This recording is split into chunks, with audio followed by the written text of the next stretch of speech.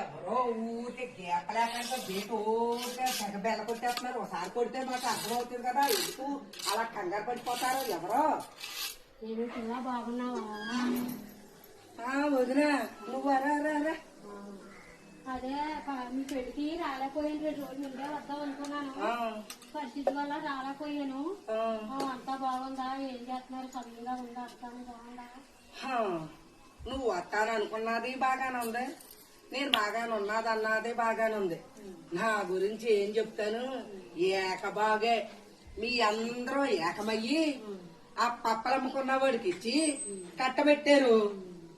వాడేమో బాగా సంపాదనదారుడు, అసలు లేదు, బాగా చూసుకుంటాడో, అత్తవారు కూడా నగనాణ్యాలు పెడతారని చెప్పి నా మెళ్ళను ఏదో పడేసేది. లోనకెళ్తే పక్కకు వచ్చిన 10 నిమిషాల కాడి నుంచే వస్తున్నానండి, వెళ్తున్నానండి, కడతానండి, ఆ కేజీ 400, ఇది 300 అని ఆ పప్పలమ్మ దిశలోనే ఉంటున్నాడు.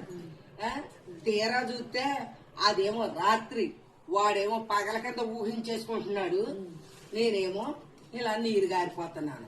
ఏదో బాగుంటావో, సంసారం మంచిదని చేసాం, మంచోడని చేసాం. అవును, మీకే మీరు బాగానే చేసేసి ఎవరి కాళ్లే పక్కకు తప్పించుకున్నారు.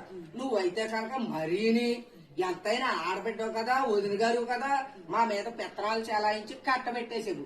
ఏంటంటే నీ అన్నదమ్ముడికి పెళ్లి అవ్వాలి కదా అని మమ్మల్ని తీసుకొచ్చి ఇందులో పడేసేవు. లోన మా గురించి నీకేం తెలుసు? ఎప్పుడో మొరగ్గా 10 మందిలోకి వస్తదే.